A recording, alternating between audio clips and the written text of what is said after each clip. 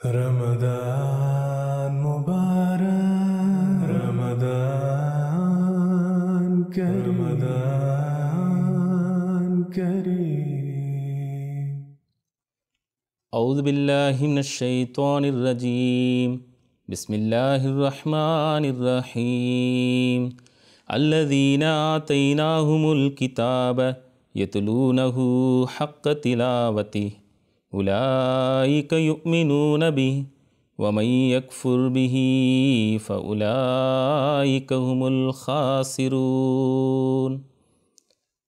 இன்று நான் உங்கள் முன்பு ரமலான் மாதத்தில் திருக்குர்ஆன் ஓதுவதன் முக்கியத்துவம் தொடர்பாக ஹஜ்ரத் வாக்களிக்கப்பட்ட மசீஹ் அலைஹிஸ்ஸலாம் அவர்களுடைய சில மேற்கோள்களை உங்கள் முன்பு வைப்பேன். தற்பொழுது நான் சூரா அல் பக்கராவின் 122வது வசனத்தை ஓதினேன். இந்த வசனத்தின் பொருள், எவர்களுக்கு நாம் வேதத்தை வழங்கியுள்ளோமோ அவர்கள் அதனை ஓத வேண்டிய முறைப்படியே அதற்குரிய உரிமையை நிறைவேற்றியவாறு ஓதுகின்றனர். அவர்களே அதில் நம்பிக்கை கொள்கின்றனர். அதனை மறுக்கின்றவர்களே நஷ்டவாளிகள் ஆவார்கள். ஹஜ்ரத் வாக்களிக்கப்பட்ட மசீஹ் அலைஹிஸ்ஸலாம் அவர்கள் கூறுகின்றார்கள், நான் குர்ஆன் என்ற சொல்லை கவனமாக சிந்தித்தேன். அப்போது இந்த அருளுக்குரிய சொல்லில் ஒரு மகத்தான முன்னறிவிப்பு இருப்பது எனக்கு திறந்து தரப்பட்டது. அது என்னவென்றால், இந்த குர்ஆன் தான் படிப்பதற்கு தகுதியான நூலாகும். பிறகு இன்னொரு காலத்தில் இதுதான் இன்னும் அதிகமாக படிப்பதற்கு தகுதியுள்ள வேதமாக இருக்கும். அப்போது வேறு பல நூல்களும் திருக்குர்ஆனுடன் சேர்த்து படிக்கப்படும். அப்போது இஸ்லாத்தின் கண்ணியத்தை காப்பாற்றுவதற்கும் அதை பொய் என்று கூறுபவர்களை வீழ்ச்சியடைய செய்வதற்கு இந்த ஒரு வேத நூல் மட்டும்தான் படிப்பதற்கு தகுதியுடைய வேதமாக இருக்கும். மற்ற நூல்கள் முற்றிலும் கைவிடப்பட தகுதியுடையவையாக இருக்கும்.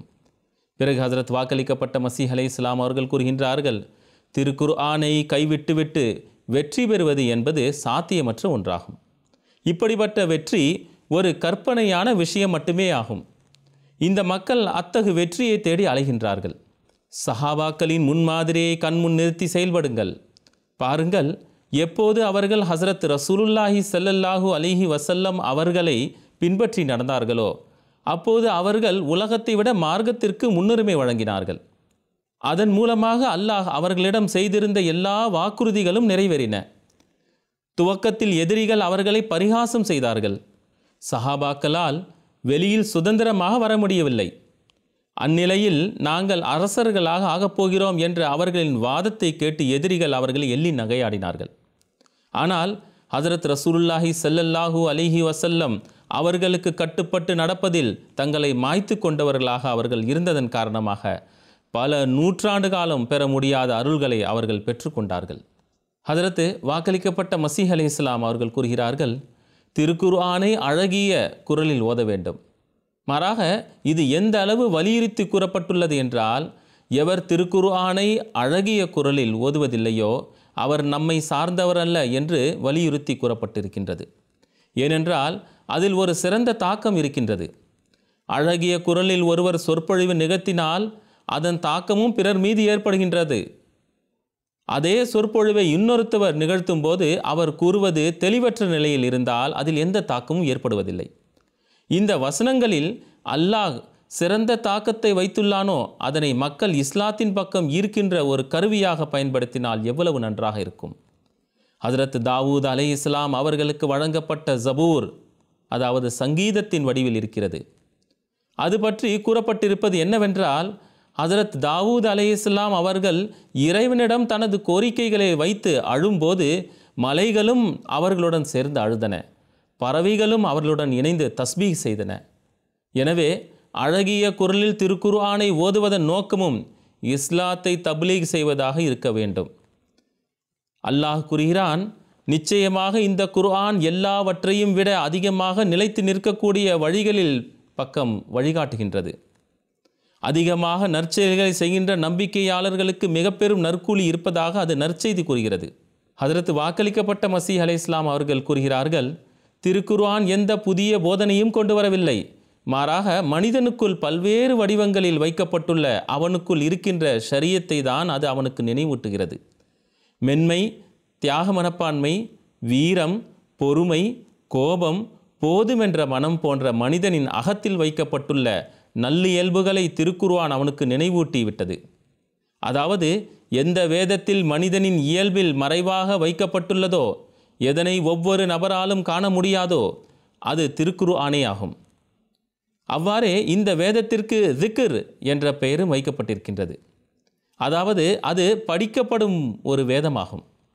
அதன் மூலம் மனிதனின் அகத்திலுள்ள ஆன்மீக ஆற்றல்களையும் விண்ணிலிருந்து அவனிடம் வைக்கப்பட்டுள்ள அவனது உள்ளத்திலுள்ள ஒளியை நினைவூட்டக்கூடியதாக திருக்குர்ஆன் இருக்கின்றது. சுருக்கமாக அல்லாஹ் திருக்குர்ஆனை இறக்கியதன் மூலம் ஒரு ஆன்மீக அற்புதத்தை காட்டியுள்ளான். அதன் காரணமாக மனிதன் இந்த இறை ஞானங்களையும் நுட்பமான உண்மைகளையும் வழக்கத்திற்கு மாற்றமான ஆன்மீக அடையாளங்களையும் அறிந்து கொள்ள வேண்டும். இதற்கு முன்னர் இது தெரியாமல் இருந்திருக்கின்றது. திருக்குர்ஆனை கவனமாக சிந்தித்து ஓதுவது தொடர்பாக ஹஸரத் வாக்களிக்கப்பட்ட மஸீஹ் அலைஹிஸ்ஸலாம் அவர்கள் ஒரு சந்தர்ப்பத்தில் கூறுகின்றார்கள், எவர் திருக்குர்ஆனின் 700 கட்டளைகளில் ஒரு சிறிய கட்டளையை கூட மீறி நடப்பாரோ அவர் தன் மீது இரட்சிப்பின் கதவுகளை தனது கைகளால் அடைக்கின்றார். உண்மையான முழுமை பெற்ற இரட்சிப்பின் வழிகளை திருக்குர்ஆன் திறந்து தந்துள்ளது. மற்றவை அனைத்தும் அதன் நிழலாகும். எனவே நீங்கள் திருக்குர்ஆனை கவனமாக ஓதுங்கள்.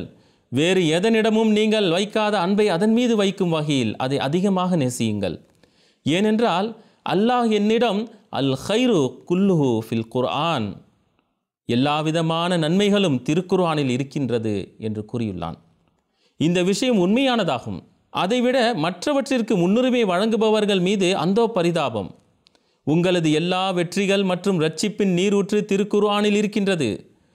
திருக்குர்ஆனில் காணப்படாத எந்த ஒரு மார்க்க தேவையும் இல்லை. உங்களது ஈமானை மறுமை நாளில் உண்மைப்படுத்துவதும் பொய்ப்படுத்துவதும் திருக்குர்ஆனே ஆகும். வானத்தின் கீழ் திருக்குர்ஆனை தவிர வேறு எந்த ஒரு வேதமும் இல்லை. திருக்குர்ஆன் இல்லாமல் எதுவும் உங்களுக்கு நேர்வழி காட்ட முடியாது. இறைவன் உங்கள் மீது மாபெரும் அருள் செய்துள்ளான். அவன் திருக்குர்ஆனை ஒரு வேத நூலாக உங்களுக்கு வழங்கியுள்ளான். நான் உங்களிடம் உண்மையாகவே கூறுகின்றேன், உங்களுக்காக அருளப்பட்ட அந்த வேத நூல் கிறிஸ்தவர்களுக்காக அருளப்பட்டிருந்தால் அவர்கள் அழிந்து போயிருக்க மாட்டார்கள். உங்களுக்கு வழங்கப்பட்ட இந்த அருட்கொடையும் நேர்வழியும் உங்களுக்கு பதிலாக தௌராத்தை பின்பற்றிய யூதர்களுக்கு வழங்கப்பட்டிருந்தால் அவர்களில் சில பிரிவினர் மறுமை நாளை மறுத்திருக்க மாட்டார்கள். எனவே உங்களுக்கு வழங்கப்பட்டுள்ள இந்த அருளுக்கு மதிப்பளியுங்கள். இது மிகவும் சிறந்த அருட்கொடையாகும்.